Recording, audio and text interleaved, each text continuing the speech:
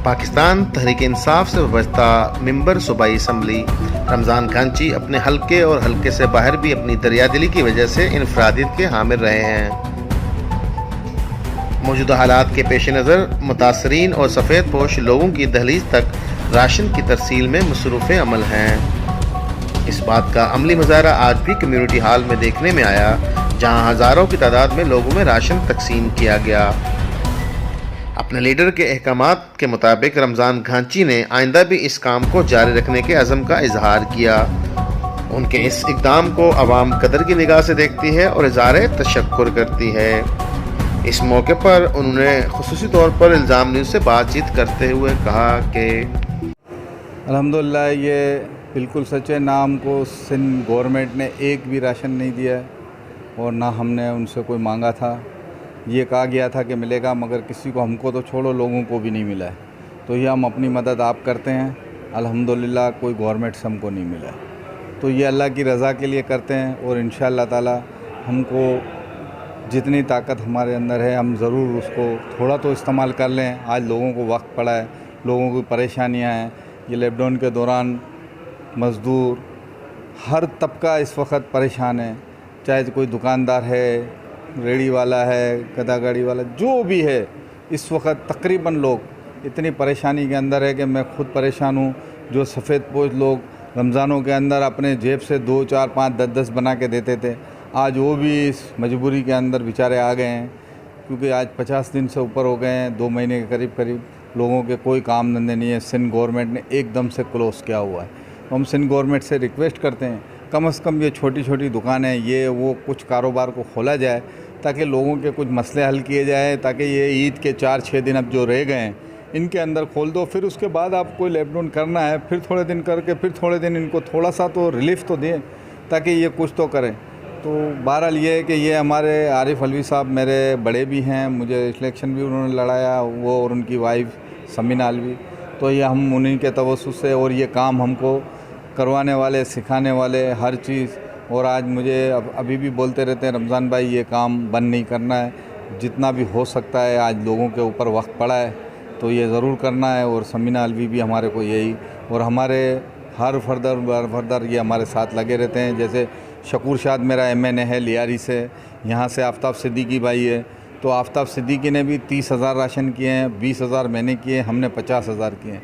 Sindh government को 4 करोड़ 8 अरब रुपए मिले।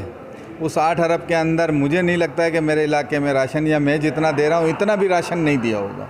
ये सारे पैसे हड़प कर जाते हैं। तो लिहाजा आइंदा हम वफाक से ये इल्तिजा करते हैं कि ऐसी चीज़ें या डैम की या कोई भी चीज़ें इनके हाथ में ना दें। ये हमारी पाक आर्मी है, रेंजर्स से, हाँ, इनके थ्रू इनसे करवाएं काम, और अपने हाथों से कि भाई ये पैसे आए हैं, आप भी खड़े रह जाओ, ये भी, तो ये काम होगा। वरना ये तो कोई चीज़ छोड़ते ही नहीं। बुखार हो गया उसको कोरोना में डाल दो। कोई डायलिसिस पे जो कंटिन्यूस जाते हैं हर 15-15 दिन में, वो बेचारा डायलिसिस पे जाता है, पता चलता है इस दफ़ा मर गया हो। जितने ऐसे के लोग डायलिसिस पे लेके जाना छोड़ दिया है, हॉस्पिटलों में नहीं जा रहे हैं, अब प्राइवेट क्लिनिकों के अंदर नहीं जा रहे हैं कि भले हम घर पे मर जाएं। क्या ये लगा के रखा हुआ है, कुछ समझ में नहीं आता है। तो लिहाजा हम सिंध गवर्नमेंट से रिक्वेस्ट करते हैं, खुदाया इसको थोड़ा सा कंट्रोल करो। ये क्या मसला है, सारी डेड बॉडियाँ उठा के ले जाते हैं कहीं। उनके प्यारों को, अगर वो इंतकाल भी हो गया तो उनके प्यारों को कम से कम दफनाने का तो मौका दिया जाए। सर बताइएगा, ये राशन का सिलसिला आखिरी दफ़ा कि कब तक जारी रखेंगे आप? ये हमारा इंशाअल्लाह ताला प्रोग्राम ये है कि ये जैसे ये भी, क्योंकि पहले हमारा 2,700 का था फ़ेज़ 1 में, फिर उसके बाद फ़ेज़ 2 चला जो वो मैंने 10,000 किया है। अभी ये रमज़ान पैकेज के अंदर हम 7,300 राशन जो है ना ये दे रहे हैं लोगों को।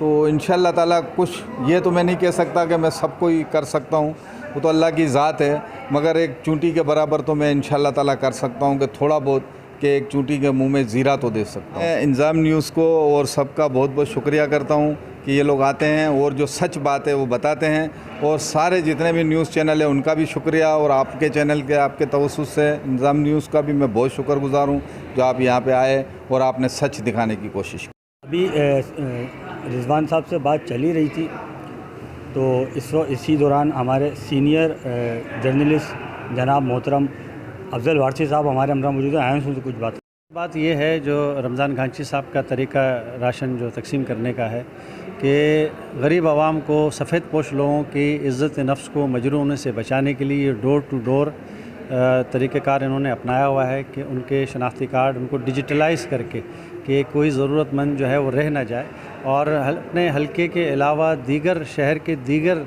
उन गरीब इलाकों में जहाँ मज़दूर हैं, जहाँ गरीब लोग आबाद हैं, जिन तक दूसरे इदारों की रसाई नहीं है, अगर वो उन्होंने रमज़ान गांची से या इनकी फाउंडेशन से रब्ता कर लिया, जो ये इस वक्त जो हम जहाँ जिस हाल में मौजूद है, ये इनकी अपनी जमात जो गांची बरादरी है, ये उनकी जमात का दफ्तर है, वहाँ पर इन्होंने सारा सेटअप सिस्टम किया हुआ है, और अपनी बरादरी के लोगों के अलावा भी, अपने हलके के अलावा भी शहर के जितने भी गरीब इलाके हैं, जो भी इन तक रसाई करता है, चाहे वो किसी कौम, मज़हब, मिल्लत से ताल्लुक़ रखता हो, वो उनको ये राशन प्रोवाइड करते हैं। और एक आला और जदीद निज़ाम इनके पास मौजूद है। उस निज़ाम के तहत ये डोर टू डोर फिर उनसे जो भी मुतासरीन है या जो भी एप्लीकेंट है, उनको बाकायदा टेलीफ़ोन करके रुजू भी किया जाता है कि आप तक राशन पहुंच चुका है या नहीं।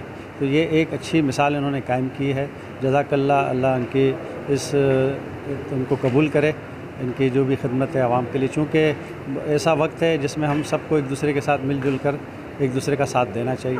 और सच्ची और साफ़ सहाफ़त हमने अब तक तो यही देखा है कि इल्ज़ाम न्यूज़ ने अपना एक भरपूर सहाफ़ती हक़ और किरदार अदा किया है। हमारी दुआ है कि अल्लाह ताला इल्ज़ाम न्यूज़ को और उसकी पूरी टीम को अपने हिफ्ज़ व अमान में रखे और सही सहाफ़त का किरदार अपना अदा कर सके। बहुत शुक्रिया।